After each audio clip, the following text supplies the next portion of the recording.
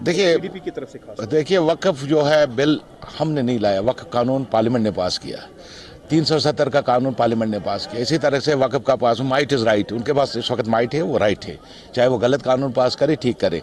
हम इसके विरोध में खड़े हैं और विरोध में खड़े रहेंगे तब तक जब तक ना हमको इंसाफ मिलेगा।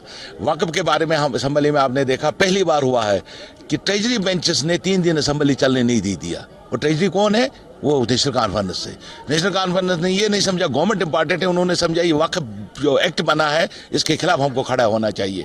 और जहाँ तक पीडीपी की बात कर रहे हैं, आप सोचिए वो पीडीपी जिन्होंने बीजेपी को यहाँ लाया, जिन्होंने इस रियासत को तहस नहस किया, जिन्होंने इस वक्फ मुफ्ती साहब के ज़माने से पहले जब वो बरसर इक़्तिदार नहीं थे, गवर्नमेंट ने मुस्लिम अकाउंट ट्रस्ट बना के उसको ट्रस्ट के ज़रिए से चला रहे थे, कोई मुदाखलत नहीं थी गवर्नमेंट की तरफ से। लेकिन मुफ्ती साहब ने इसको गवर्नमेंट के दायरे में लाया और वक्फ बोर्ड बनाया। वक्फ बोर्ड बनाने के बाद ये गवर्नमेंट के दायरे में आ गया। और अब जो कानून पास हुआ शायद जम्मू कश्मीर इससे बच जाता, लेकिन उस गलती की वजह से आज हमारा वक्फ भी उनके अंडर आ गया जिन्होंने ये एक्ट पास किया। तो ये कहना मुस्लिम अकाउंट ट्रस्ट होता है, मुस्लिम अकाउंट ट्रस्ट होता, ट्रस्ट के साथ कोई छेड़ने, ट्रस्ट तो एक प्राइवेट प्रॉपर्टी थी जो प्राइवेटली, उस पर तो कोई आप नहीं कर सकते थे।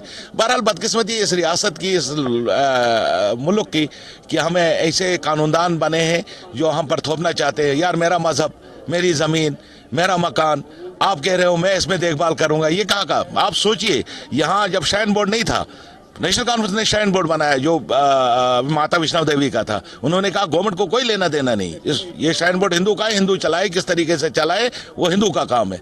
और आप मुसलमान को कह रहे हो नहीं, ये वाकफ आप हमारे हमदर्द बन के कि वाकफ ट्रस्ट जो है उस पर हमने एक वाकफ बोर्ड पे एक एक्ट बनाया और गवर्नमेंट के दायरे में ला रहे, ये हमें मंजूर नहीं है। हम इसके बारे में हमेशा चलाते रहेंगे और उसके खिलाफ बात करेंगे। रेजोल्यूशन पास नहीं हुआ, हालांकि जम्मू कश्मीर जो है मेजॉरिटी में, यहाँ नेशनल कॉन्फ्रेंस एक लीड ले सकती थी रेजोल्यूशन। देखो हमने रेजोल्यूशन नहीं लाया था, रेजोल्यूशन पास करने से कुछ नहीं होता है।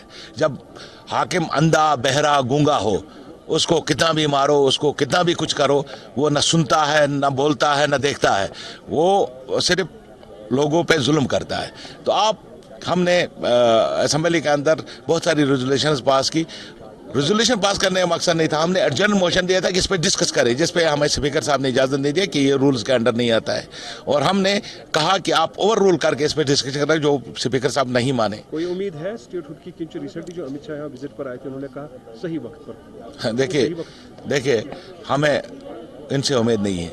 हमें अगर उम्मीद है तो इस मुल्क के कोर्ट से उम्मीद है। कोर्ट के सामने ऑनरेबल प्राइम मिनिस्टर और ऑनरेबल होम मिनिस्टर ने बयान दे दिया कि हम, इस हुकूमत ने बयान दे दिया कि बहुत जल्द जो ही हम इलेक्शन करेंगे उसके बाद स्टेटहुड बहाल करेंगे। और हमें उम्मीद है कि कोर्ट संज्ञान लेके इनसे उसका पूछेगा कि अभी तक क्यों नहीं हुआ है।